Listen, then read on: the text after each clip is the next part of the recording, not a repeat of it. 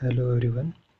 तो हम कर रहे थे CSIR नेट मैथमेटिकल साइंस जून 2024 का पेपर सॉल्व, तो जिसमें हमने जनरल एप्टीट्यूड का पार्ट कर दिया है।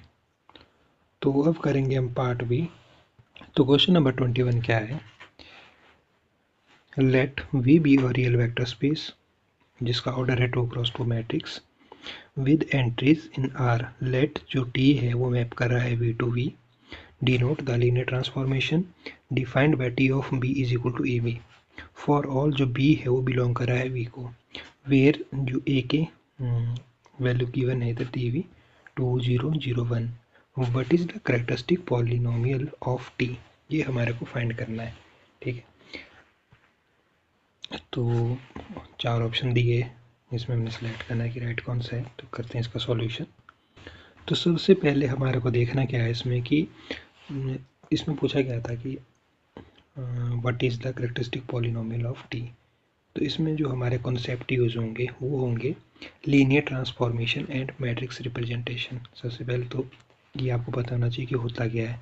ठीक है, तो और linear transformation that maps any 2 cross 2 matrix जो बी कर रहा है बिलोंग वी को टू ए बी, वेयर जो हमारे पास ए क्या है वो गिवन 2 क्रॉस 2 मैट्रिक्स है। ठीक है, तो ये तो हो गया linear transformation and matrix representation. इसके बारे में थोड़ा आपको आइडिया मिल गया होगा। फिर आता है आपके पास करेक्टरिस्टिक पॉलिनोमियल, जो कि आपने बीएससी में पढ़ा होगा। और करेक्टरिस्टिक पॉलिनोमियल इसका भी हम थोड़ा सा देख लेते हैं। A characteristic polynomial of a matrix A is given by the determinant A minus lambda I। यहाँ पर जो हमारे पास ये लैम्बडा है वो क्या है? लैम्बडा है eigen value. Lambda is the eigen value, और जो आई है इधर वो है हमारे पास आइडेंटिटी मैट्रिक्स। यहाँ तक क्लियर हो गया। The characteristic polynomial determinant the characteristic polynomial is determinant A minus lambda I. Same जो हमारा इधर लैम्बडा है वो क्या है? आइगन वैल्यू, और आई क्या है? Identity matrix. तो इसके बारे में थोड़ा सा आपको आइडिया हो गया कि इसमें जो हमारा कॉन्सेप्ट है वो कौन सा यूज हो रहा है। Is that clear? तो एक्सप्लेनेशन देखते हैं इसकी। एक्सप्लेनेशन की हमारे को सबसे पहले गिवन, अगर आप ए की वैल्यू देखें तो वो हमारे को गिवन है 2001, और इसका जो ऑर्डर है वो है 2 क्रॉस 2। ठीक है, क्योंकि इसमें 2 रो है और 2 ही कॉलम है। तो ये तो आपको पता है कि इसका जो ऑर्डर है हमारा मैट्रिक्स का वो 2 क्रॉस 2 है। क्लियर? तो हेयर जो हमारे पास टी है, T acting 2 cross 2 matrix, so we need to understand now A acts on any, जो हमारा बी है वो किसको बिलोंग कर रहा है? बी को। तो वेयर जो बी है उस वो लिख दिया हमने B is equal to B11, B12, B21 और B22। The action of A on B is, वो क्या है? हो जाएगा आपके पास, क्योंकि आपको गिवन इसमें दिया जो टी बी है this is equal to A B. अब आपको ए की वैल्यू पता है। ठीक है, ए की वैल्यू आपके पास ये है, वो आपने पुट कर देनी ए की जगह, और बी की वैल्यू आपके पास ये है। ठीक है, तो आपने लिख देना है इसमें ए की जगह ये है ए की वैल्यू, ये है बी की वैल्यू, इसको मल्टीप्लाई कर दिया। यू नो कि मल्टीप्लिकेशन कैसे करते हैं 2 मैट्रिक्स को। अगर नहीं पता है तो मैं थोड़ा सा आपको बता देता हूँ। This multiplied by, sorry, first column जो है इसका, उससे हमने इसको इस रो को मल्टीप्लाई करना है। ठीक है, तो हमने क्या करना है? फर्स्ट रो से फर्स्ट कॉलम को मल्टीप्लाई करना है। ठीक है, तो अगर हम ए की फर्स्ट रो ले तो वो है हमारे पास, जो मैंने इधर किया है 20। ठीक है, और इधर सेकंड के हैं कॉलम, अगर देखा जाए हम तो वो है B11 और B21।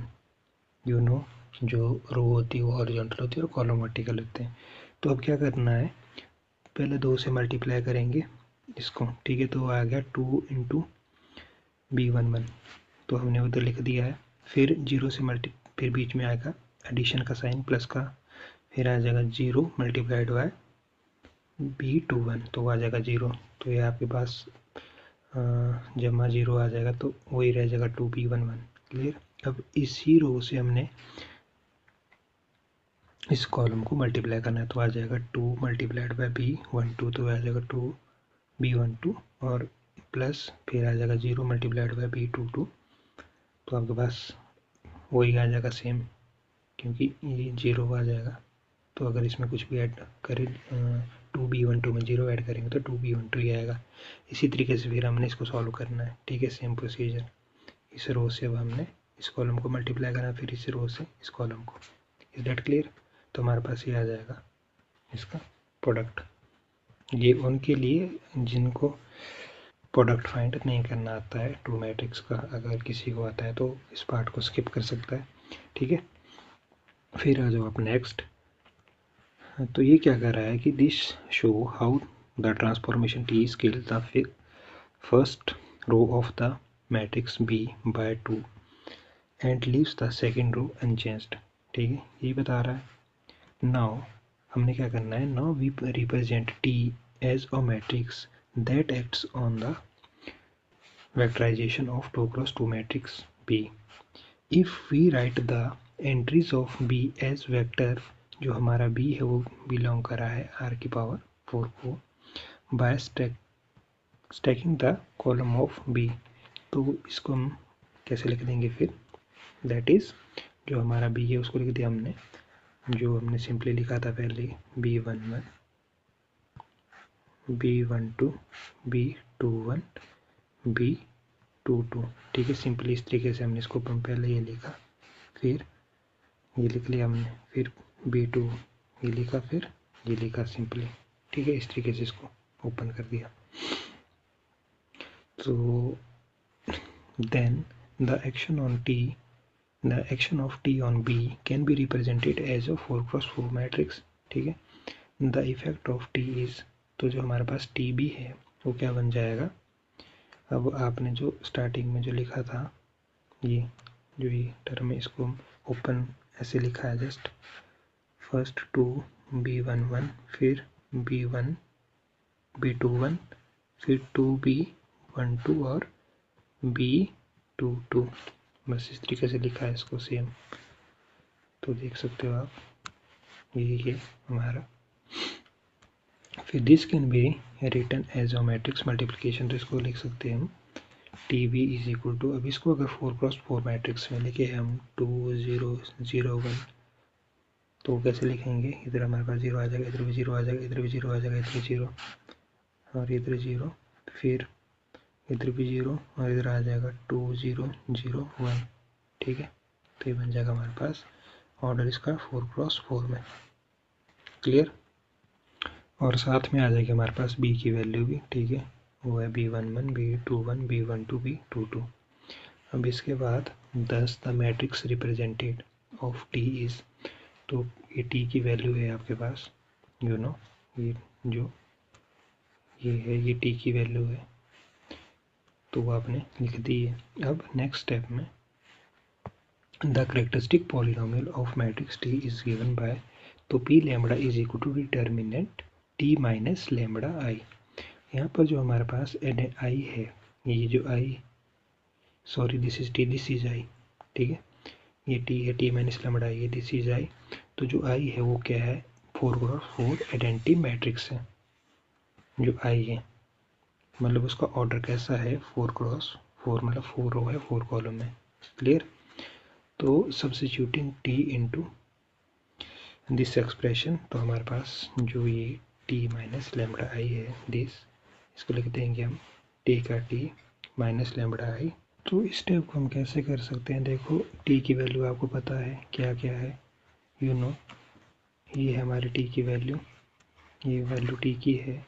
अब इसमें जो हमारा पार्ट है लैम्बडा माइनस टी आई, अब लैम्बडा तो आप एज इट इज़, मैं आपको बता देता हूँ, लैम्बडा आप एज इट इज़ रहने दो। अब आई बोला है आइडेंटिटी मैट्रिक्स जिसका ऑर्डर है 4x4, मतलब इसमें 4 रो है 4 कॉलम है, तो बन जाएगा आपके पास 1 0 0 0 1 0 0 0 0 0, सॉरी 0 0 1 0 0 0 1 0 0 0 1, ठीक है। ये बन गई हमारे पास 4x4 की मैट्रिक्स, आइडेंटिटी मैट्रिक्स, यही हुआ।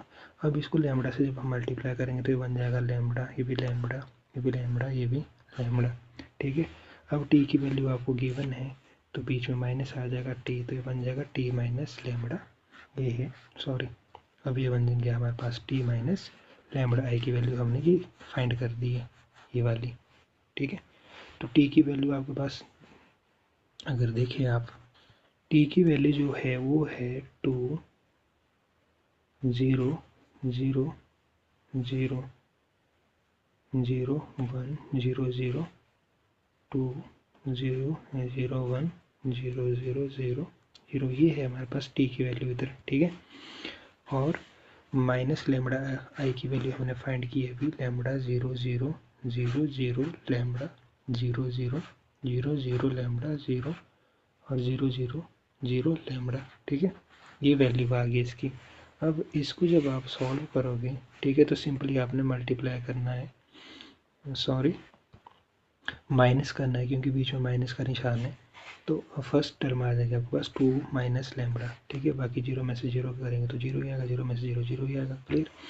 फिर जीरो का जीरो, फिर 1 माइनस लैम्बडा आ जाएगा, बाकी में जीरो, फिर 2 माइनस लैम्बडा आ जाएगा, फिर 1 माइनस लैम्बडा आ जाएगा, जो कि सॉल्व करके मैंने लिख दिया है। तो ये इस तरीके से इसकी वैल्यू आई है, तो इसमें कन्फ्यूज़ नहीं होना है। तो इस तरीके से हमारे पास ये जो वैल्यू है वो ऐसी आई। टी की वैल्यू गिवन थी हमारे को लैम्बडा, हमने लैम्बडा ही रखा एज इट इज, और आई हमारे पास आइडेंटिटी मैट्रिक्स थी जिसका ऑर्डर 4x4 था, ठीक है। यहाँ तक क्लियर हो गया। फिर हमने इसको सॉल्व किया, बाकी तो आता ही होगा आपको, बट अगर किसी को नहीं आता है तो उसके लिए हेल्प हो जाएगी। तो now we compute the determinant. अब इसका डिटर्मिनेंट फाइंड करना है, तो वो आ जाएगा आपके पास डिटर्मिनेंट टी माइनस लैम्बडा आई। तो सिंपली जब इसको आप सॉल्व करोगे, आपने मैट्रिक्स में भी किया होगा, तो ये आ जाएगा 2 minus lambda 1 minus lambda 2 minus lambda 1 minus lambda, ये चारों टर्म, ठीक है, आपने किए होंगे सॉल्व इस टाइप के क्वेश्चन। तो इस तरीके से बाकी आप लॉन्ग वे में कर सकते हो। तो इसी तरीके से आएगा आपका रिजल्ट। फिर इसको जब आप सॉल्व करोगे सिंप्लीफाइंग, तो आपके पास जो पी लैम्बडा था, ठीक है, डायरेक्ट ये वाला टर्म, तो जो हमारा पी लैम्बडा था वो क्या आ जाएगा सॉल्व करके, 2 minus lambda 2 minus lambda 2 time है, तो इसको कर दिया मैंने 2 माइनस लैम्बडा का square, 1 minus lambda 1 minus lambda, इसको लिख दिया 1 माइनस लैम्बडा का स्क्वायर। तो thus the characteristic polynomial of T is, तो जो पी लैम्बडा है वो आ जाएगा 2 minus lambda square 1 minus lambda, sorry this is whole square, ठीक है। तो ये होल स्क्वायर आ जाएगा, 2 माइनस लैम्बडा का होल स्क्वायर 1 माइनस लैम्बडा का होल स्क्वायर। तो ये इसका आंसर है। यहाँ तक क्लियर हो गया। तो इसका जो आंसर है वो है ऑप्शन सी। तो इस तरीके से आपने ये क्वेश्चन करना है। तो इसका राइट आंसर है हमारा ऑप्शन सी, x माइनस 2 का होल स्क्वायर x माइनस 1 का होल स्क्वायर। हमारे पास क्वेश्चन नंबर 22। क्वेश्चन नंबर 22 में क्या बोला है कि लेट ए है, उसकी मैपिंग है RM टू RN, बी और non zero linear transformation, which of the following statement is true. तो इसमें पहले हम देखेंगे कि इसमें जो कॉन्सेप्ट यूज हुआ है, ठीक है, वो कौन सा है। फिर हम जो इसके आंसर है स्टेप बाय स्टेप करेंगे कि ये कौन सा इसमें ट्रू है, क्लियर। तो अगर कॉन्सेप्ट की बात करें तो हमारा सबसे पहले लीनियर ट्रांसफॉर्मेशन क्या होता है, लीनियर ट्रांसफॉर्मेशन क्या होता है हमारे पास, a function A between two vector spaces that preserves the operation of vector addition and scalar multiplication, ठीक है। इन दिस केस जो हमारे पास ए है, ए जो लीनियर ट्रांसफॉर्मेशन कहाँ से कहाँ तक, फ्रॉम RM टू RN, ठीक है।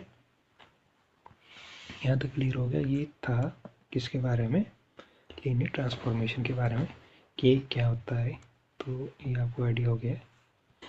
फिर आता है इसमें जो हमारा जो आप ऑप्शन दी है 1 यूज़ किया है, उसमें ऑन टू यूज़ किया है, बाइजेक्टिव किया है, ठीक है। तो उनके बारे में थोड़ा सा कॉन्सेप्ट जो इसमें यूज़ होंगे उनको पहले पता होना चाहिए कि हमारा क्या क्या यूज़ होता क्या है एटलीस्ट वो।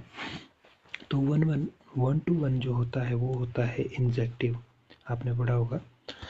तो इंजेक्टिव होता क्या है, a linear transformation is injective कब, if distinct vector of r की power m are mapped to distinct vector of r की power n in terms of matrices।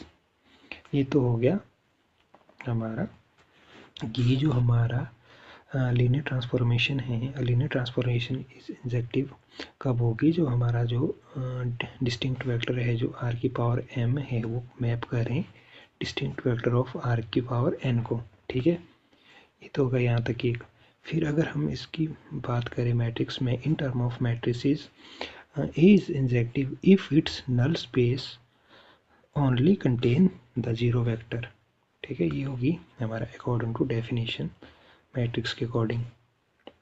तो अब इधर आता है हमारे पास जीरो वेक्टर की। जीरो वेक्टर होता क्या है, तो जीरो वेक्टर क्या होता है हमारे पास, zero vector is a vector with all its component are zero. तो आइडिया होना चाहिए आपको कि होता क्या है, तो थोड़ा सा बेसिक पढ़ेंगे इसमें ताकि आपको हेल्प मिले क्वेश्चन करने में। तो ये तो देख लिया आपने कि 1 to 1 इंजेक्टिव होता क्या है। अब करेंगे बात ऑन टू की, सर्जेक्टिव क्या होता है। तो इसकी भी डेफिनेशन देख लेते थोड़ी। A linear transformation is surjective if for every vector in R की power n there is at least one vector in R की power m that maps to it. Clear हो गया। बाकी इसको, ये तो डेफिनेशन होगी, बाकी हम इसके जो हम ऑप्शन करेंगे, ठीक है, तब ज़्यादा अच्छे से करेंगे इसको। पहले आप डेफिनेशन आपको आइडिया होना चाहिए कि होता क्या है। और अगर हम बात करें इसकी मैट्रिक्स में in term of matrix, surjective A surjective if its image spans the entire space R की पावर n,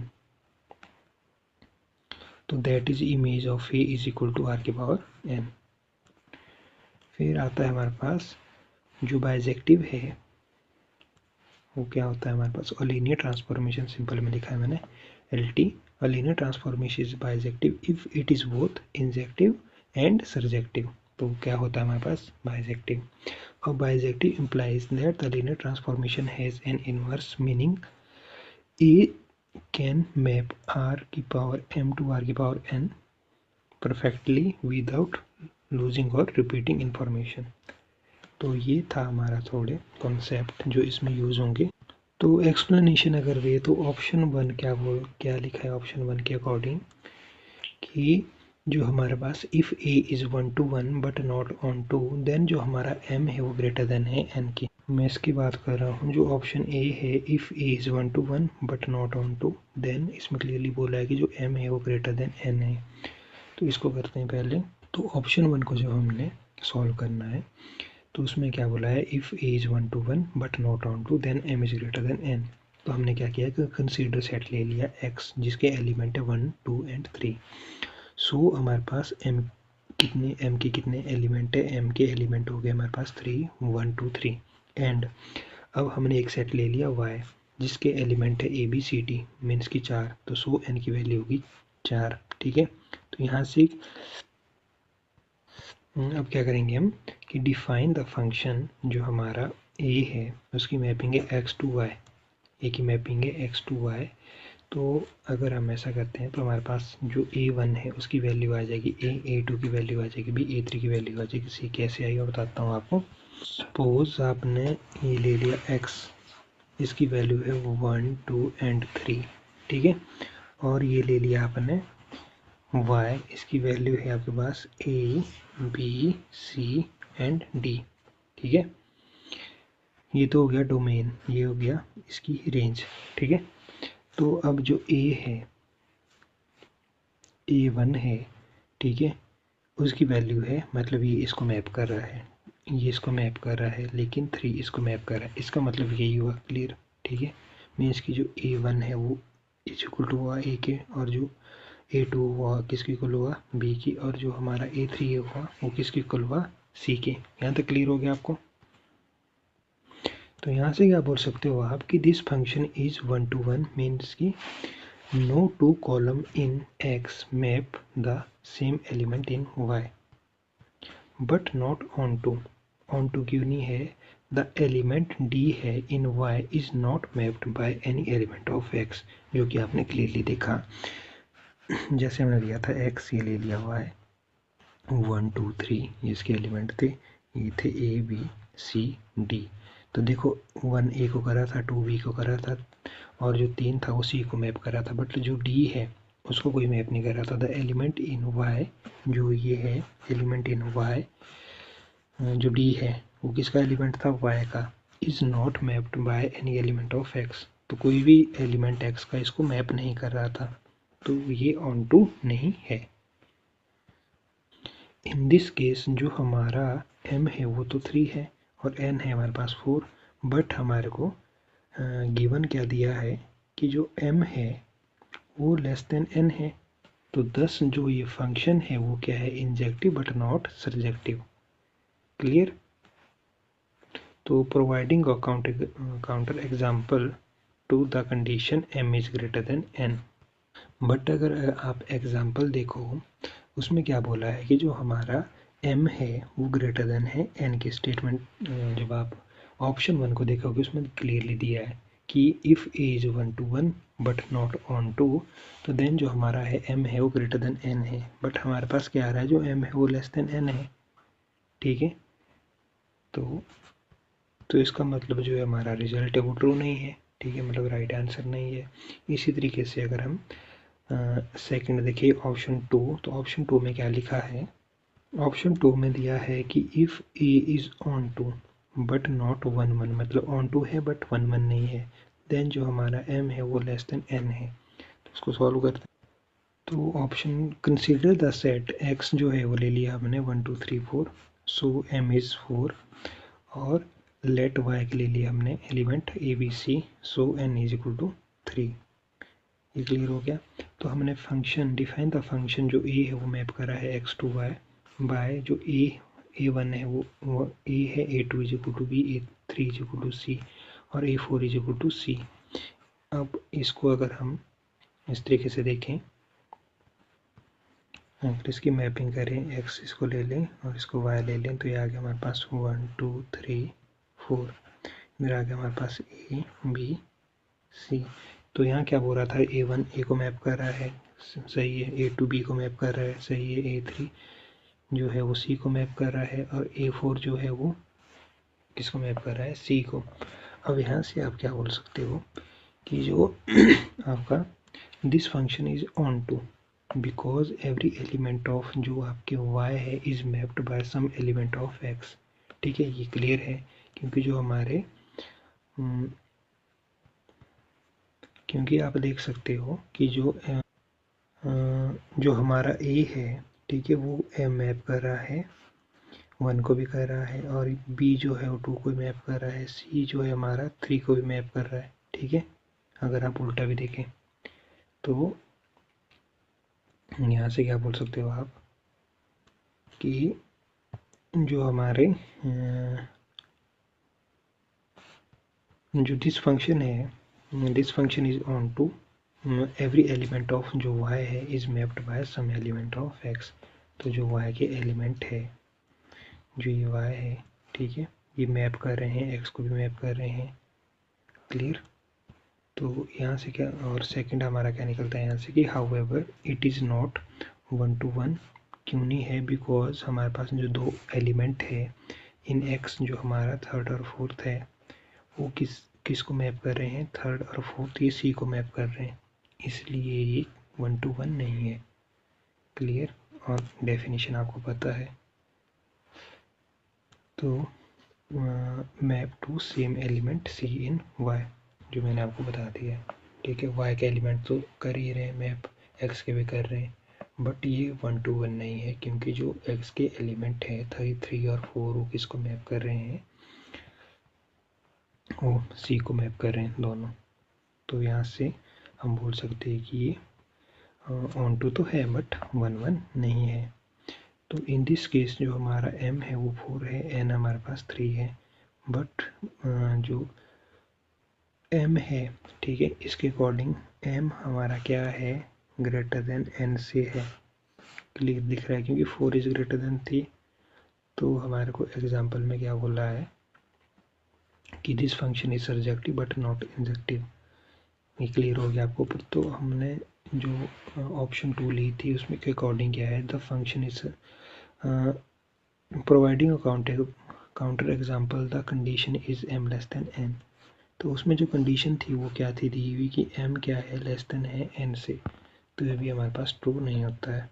सॉल्व करके हमने देख लिया। तो ऑप्शन 3 में क्या दिया है आपको, आप देख लो। If A is bijective then जो हमारा m है वो इक्वल टू है n की। तो और ट्रांसफॉर्मेशन इज बाइजेक्टिव कब होती है, if it's both 1 and on 2, मतलब बाइजेक्टिव और बाइजेक्टिव कब होती है वो, जब वो 1 भी होता है और ऑन 2 भी होता है। Meaning every element of R N has a unique preimage of R की पावर m। ठीक है, तो प्री इमेज के बारे में भी आपको पता है। तो this can B only happen, जब ये कब आपके पास हो सकता है, जब हमारा जो है वो m है वो n के इक्वल हो। So this is correct statement. तो जो हमारी ऑप्शन सी है वो करेक्ट है। क्लियर।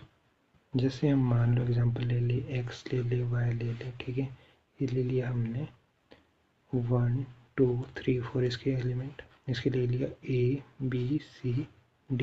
अब 1 इसको मैप कर रहा है, 2 इसको मैप कर रहा है, 3 इसको मैप कर रहा है, 4 इसको मैप कर रहा है। प्री इमेज क्या हो गया, जो a है वो इसको भी मैप कर रहा है, b इसको भी मैप कर रहा है, c इसको भी मैप कर रहा है और d इसको भी मैप कर रहा है। क्लियर। तो यहाँ से आप क्लियरली बोल सकते हो जो हमारे पास m है वो इज इक्वल टू n के है। क्लियर। फिर जो हमारे पास फोर्थ जो है ऑप्शन है उसके अकॉर्डिंग, फोर्थ में क्या है देखो, इफ़ ए इज़ 1 देन m is equal to n। तो इसमें क्या कर देंगे, कंसीडर्ड अ सेट x की वैल्यू ले ली 1 2 3 और यहाँ पर हमारे पास m है 3 एंड y की वैल्यू ले ली हमने, y के जो एलिमेंट है वो है a b c d, मतलब कि n हो गया 4 हमारे पास। ठीक है, तो डिफाइन फंक्शन कर देंगे हम, ए की जो मैपिंग है वो x2 y है, बाय जो हमारे पास a1 की वैल्यू a है, a2 की वैल्यू b है, a3 की वैल्यू c है। तो आप इसको किस तरीके से लिख सकते हो, हमने इसको लिख दिया। तो क्या है, this function is 1 to this, ये मैंने ऑन ही लिखा है, this is 1 1 to 1 injective because क्योंकि जो no two element of x map the same element of y। अब अगर आप देखो इसको, तो ये हमारे पास x है, ये y है, 1 2 3, ये आ जाएगा a b c d। तो देखो ये इसको मैप कर रहा है, ये इसको मैप कर रहा है, ये इसको मैप कर रहा है। ठीक है, तो यहाँ से आप क्या बोल सकते हो, जो m है हमारा does not equal to n है, क्योंकि m की वैल्यू हमारे पास 3 है, n की वैल्यू 4 है। तो thus the function is injective, but जो हमारे पास m है वो इक्वल टू n नहीं है। Provide a valid counter example. तो इसमें हमने देखा कि जो ऑप्शन 3 है हमारे पास वो राइट आंसर है। क्लियर। तो इसमें हमारे पास राइट आंसर कौन सी है, option 3। If A is a bijective then m is equal to n। तो क्वेश्चन नंबर 23 है, consider a set a is equal to x है, बिलोंग कर रहा है q, रैशनल नंबर को। जो ये है हमारे पास 0 इज लेस देन ब्रैकेट में √2 - 1 bracket close x less than √2 + 1 is a subset of r which of the following statement is true.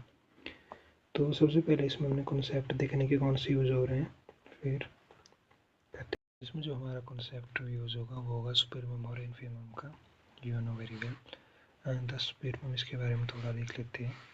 जो हमारा कॉन्सेप्ट यूज़ होगा, the supremum A of the set is the least upper bound of x। You know जो supremum होता है वो क्या होता है, हमारे पास लीस्ट अपर बाउंड होता है। तो इधर हम बात करेंगे, तो हमारा जो हमने x लिया है तो ये लीस्ट अपर बाउंड किसका है, x का है।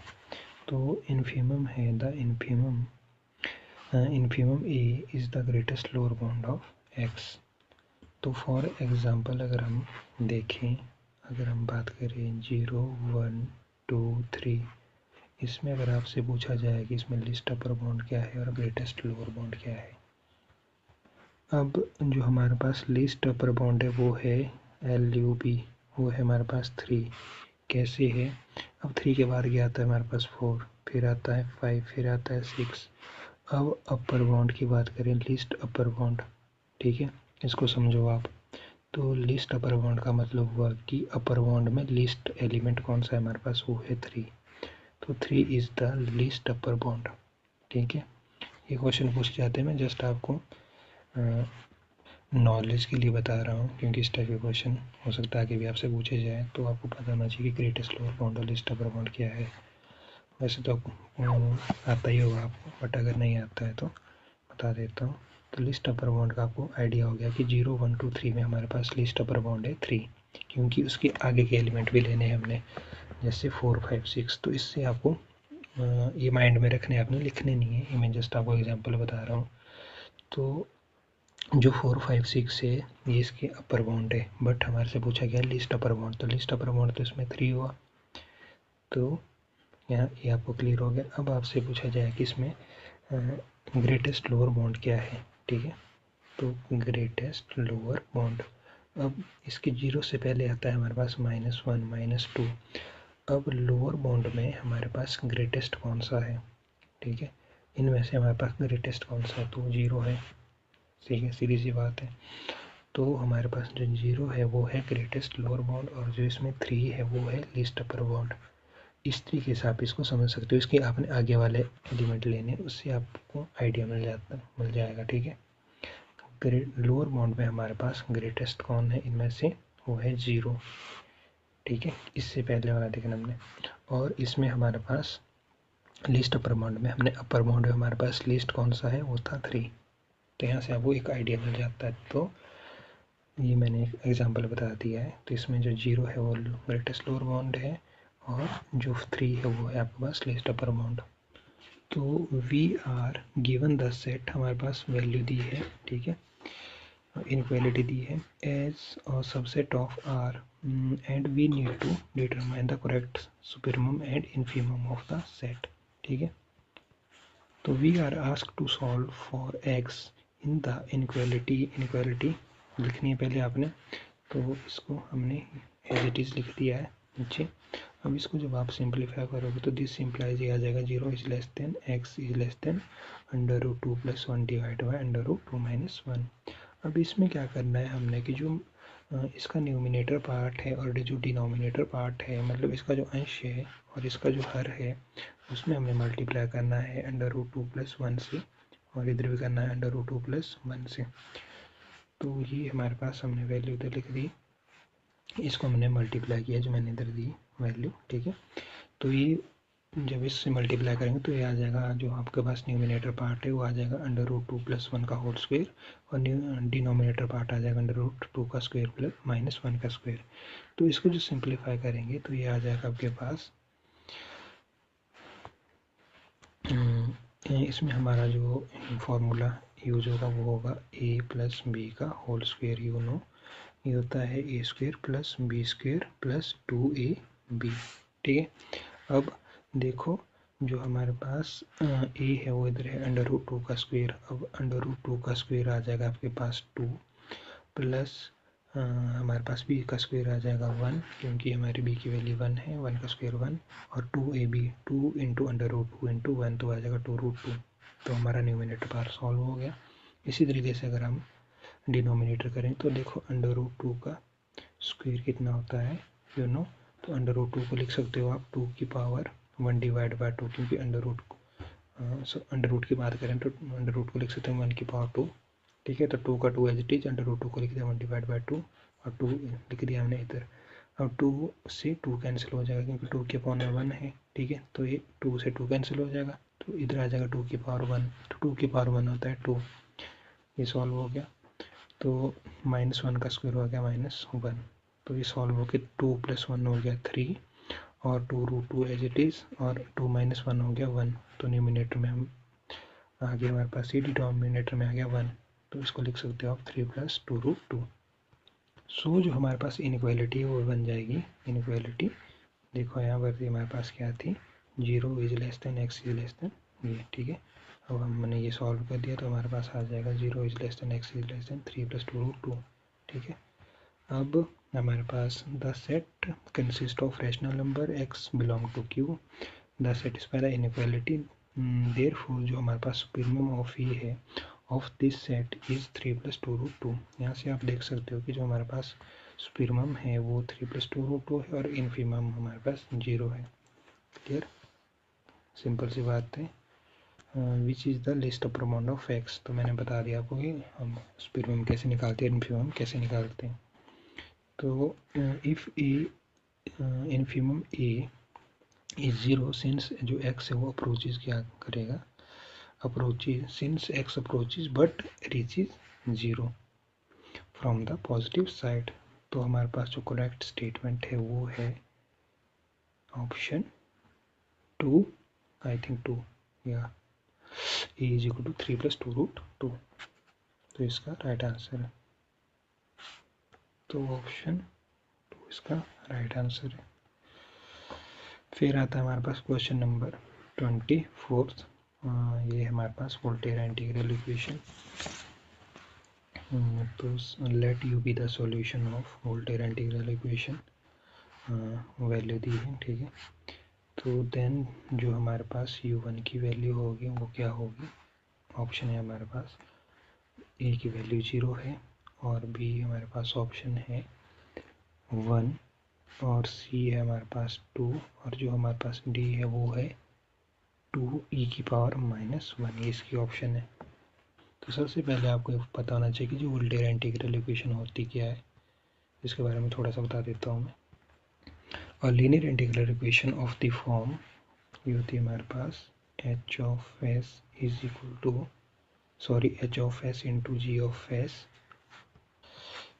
दिस इज इक्वल टू, ये आ जाएगा हमारे पास f of s plus lambda integral a to s k s, this is क्या small k s comma t gt dt, ये होती है हमारे पास वोल्टेरा इंटीग्रल इक्वेशन। इसमें जो हमारे पास a और s है वो क्या है, कांस्टेंट है बोथ, और जो हमारे पास f ऑफ s है, h ऑफ s है और k s t वो क्या है, नॉन फंक्शन है, और जो हमारे पास g s है वो अननोन फंक्शन है, और जो इधर हमारे पास लैम्बडा है ये क्या है, नॉन जीरो है और कॉम्प्लेक्स पैरामीटर बोल सकते हो आप, इसको बोलेंगे हम overall is called Volterra integral equation.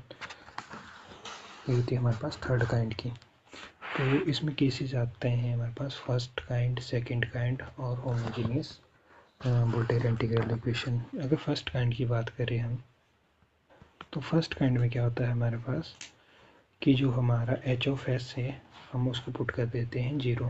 ये इसको इक्वेशन 1 दे दी, अगर आप h ऑफ s को 0 पुट कर देंगे तो आपके पास क्या वैल्यू आ जाएगी, जो रिमेनिंग बच गई। सेकंड में क्या करते हैं, हम h ऑफ s को 1 पुट कर देंगे, ठीक है।